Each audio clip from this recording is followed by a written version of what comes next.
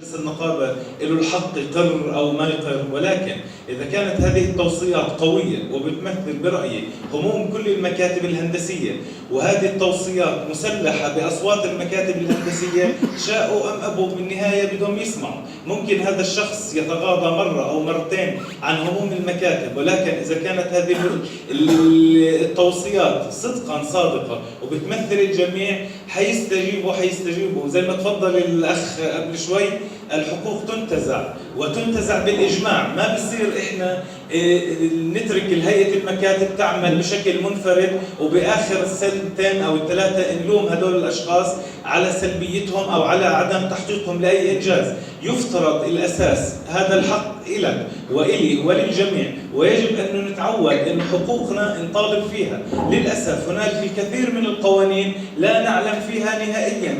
وشو السبب؟ السبب أنه إحنا ما بحثنا عن هاي الحقوق، ما دورنا عليها وما طلبنا فيها. بس يعني أول شيء إلى قصة التطوير. ربنا في قصة مهمة جدا، موضوع التطوير إخواننا ما فيش فيها صلة. يعني ربنا قال فليرتقوا في الأسباب وخلقناكم أطوارا وقل ربي زدني علما ولقد آتينا داود وسليمان علما وقال الحمد لله الذي فضلنا على كثير من عباده المؤمنين بما بالعلم وزيادة العلم. فليرتقوا صيغة أمر، يعني إنه الأصل الإنسان إخواننا، يعني القصة الإنسان يموت وهذا أمر للرسول صلى الله عليه وسلم وقل ربي يدعو دعاء باستمرار. فالعلم إخواننا وطلب العلم لا ينتهي أبدا.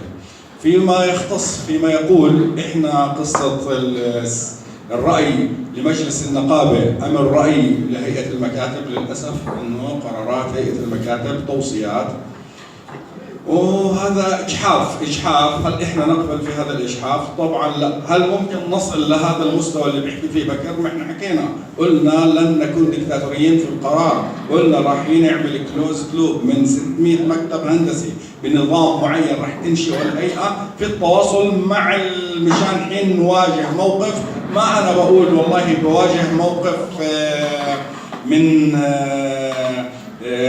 موقف هذا زياد ولا موقف، لا، احنا لازم يكون قرارنا تعالوا يا جماعه احنا عندنا كهيئه مكاتب الاصل مش معقول نكون يعني موجودين مجرد توصيات، مش معقول طبعا. يعني انتم كلكم ترفضوا الحكي هذا.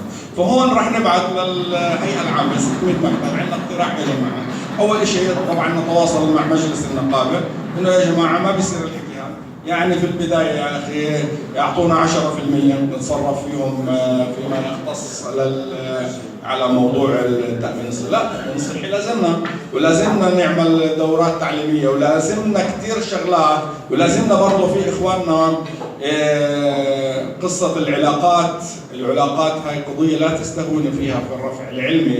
من المشكلة في تنظيم مهني أو إهدار كرامة المهندس هو المهندس ذاته أحيانا أو الزملاء في المهنة، بغض النظر عن موقع سواء في البلديات أو في المؤسسات أو غيرها.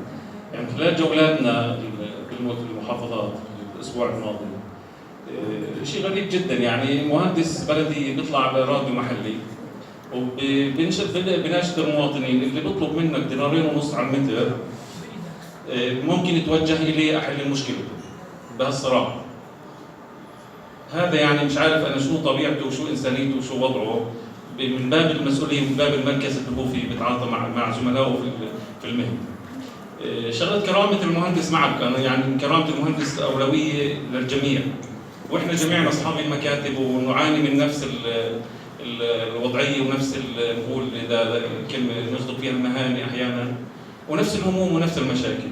فلذلك إن شاء الله راح نكون قادرين على تفهم الوضع من خلال مشاكل مشتركة وهموم عامة، من خلال نوضع برنامج. يعني حبينا البرنامج العملي لقائمة التطوير سميناها مش تطوير فقط انه مخطط 2-3 يحملوه ويصير الواحد بدل عن متر على الجرام ياخذ، عارفه من كثر المتطلبات واللي هي اصبحت كلام فارغ احيانا، يعني لا يلتزم فيها لا اثناء التمديدات الصحيه ولا حتى التسليح ولا شيء، وبتلاقي البنا هو الامر النهائي في المشروع ذلك. تطوير لا تعني كلمة فقط تطوير، يعني تطوير المهندس نفسه يطور ذاته، يطور، لأنه إذا ما طورش نفسه المهندس بيكون في خلال فترة، خلال 3-4 سنين يفقد ذاته، يفقد مركزيته، لانه يفقد القدره على التنافس. انت الان في مجتمع او في مكاتب هندسيه، زرنا بقول لك مكاتب والله كل احترام لها من ناحيه المعدات الموجوده، من ناحيه الطاقم الهندسي، من ناحيه جوده العمل، من ناحيه الخبره الموجوده. زرنا مكاتب هندسيه تتصور انه ما فيش حبر عنده اماكن تصوير. انه لا يفهم انه في صراع ما بين مجلس النقابه وهيئه المكاتب الهندسيه، لانه هيئه المكاتب الهندسيه هي ذراع مجلس نقابه المهندسين لكل ما يتعلق بالمكاتب الهندسيه ولتنظيم مهنه الهندسه. وهي اخونا ابو محمد عضو مجلس سابق، واخونا ابو خالد عضو مجلس سابق. دائما في كل جلسه لمجلس النقابه تعرض توصيات هيئه المكاتب في جلستها الاخيره، تعرض على المجلس. وفي كثير من الأحيان يرد بعض القرارات وترفض بعض القرارات الصادرة عن هيئة المكاتب، لأنها إما قرارات مجحفة أو قرارات غير قانونية أو قرارات غير منطقية. هذا رقم واحد. اثنين، أنا بحكي إنه المكاتب الهندسية القوية أو هيئة المكاتب الهندسية القوية أساسها المهندسين الأقوياء. وأثبت هذا الحكي إنه بإمكانه يحدث تغيير في المؤتمر الأخير الاستثنائي لهيئة المكاتب، لما تكاتفت المكاتب لما شعرت بوقوع ظلم معين عليها من خلال إسقاط نظام غير مقبول وغير متوافق عليها، جمعت هذه المكاتب قدرت أنها توقف أمام هذا الموضوع، مع أني أنا شخصيا ضد الطريقة التي تم بها فض الاجتماع، لأنه كنت أنا بودي أنه يستمر النقاش وتناقش بنود النظام وترفض من خلال التصويت، عشان أثناء النقاش إحنا ممكن نحصل على أفكار، ممكن نحصل على مقترحات، لأنه أي هيئة مكاتب بدها تفوز، أي مجموعة من الزملاء المحترمين بدهم يقودوا هيئة المكاتب القادمة، أنا برأيي مهمتهم الأساسية هي دستور هيئة المكاتب، وهو نظام المكاتب الهندسية، لأنه نظام عمره 25 سنة، نظام بحاجة إلى نفض، بحاجة إلى تعديل بطريقة مهنية، بطريقة علمية. تصنيفات المكاتب يعني أنا حكيتها في الاجتماع الانتخابي للكتلة المنافسة قبل يومين، وحكيت لهم إنه يجب أن يعاد النظر بتصنيف المكاتب الهندسية وبتصنيف المهندسين، لأنه لا يمكن أنه مهندس نابغة، مهندس ذكي عنده علم وخبرته 5 سنين يقعد يستنى ليصير خبرته 11 سنة حتى يصنف استشاري.